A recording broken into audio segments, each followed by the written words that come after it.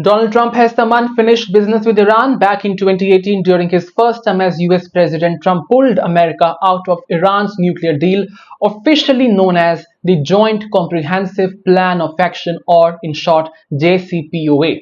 The deal was very simple. Iran would limit its nuclear activities in return for relief from economic sanctions. Trump called it a bad deal, accusing Iran of using the funds to fuel terrorism through proxies like Hamas and Hezbollah.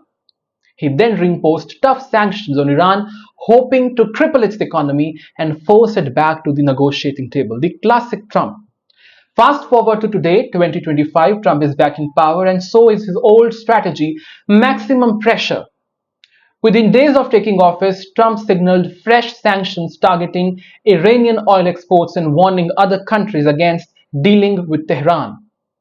But this time, Trump is adding a twist of diplomacy, a diplomatic twist.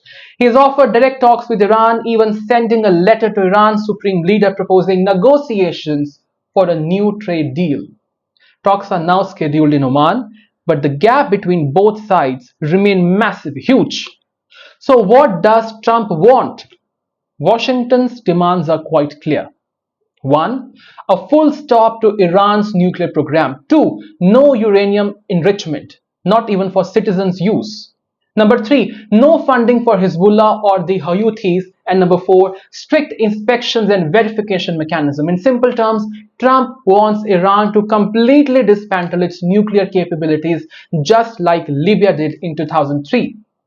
But will Iran agree? That's highly unlikely. For Tehran, its nuclear program is both a source of pride and a security guarantee. Iran denies wanting a nuclear bomb, but the knowledge and capability it has built over the years are seen as strategic assets. Moreover, Iran's economy is in ruin. Sanctions have led to a high inflation, a crashing currency, and rising public frustration.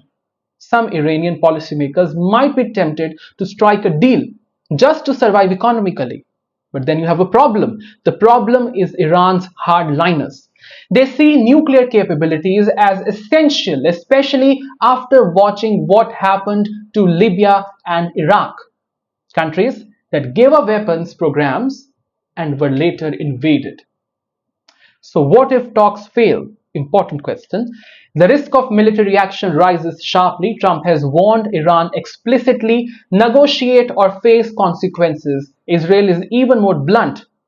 Prime Minister Netanyahu has compared the desired Iran deal to Libya's total disarmament, a model Iran hates.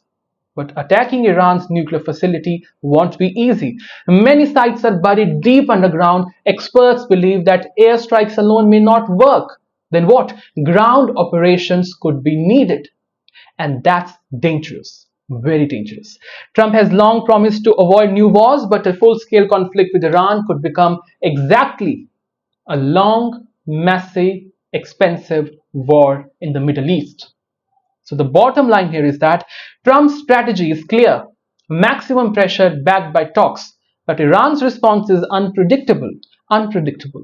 They could compromise or they could double down. Either way, the world is watching, we all are watching, and the stakes couldn't be higher.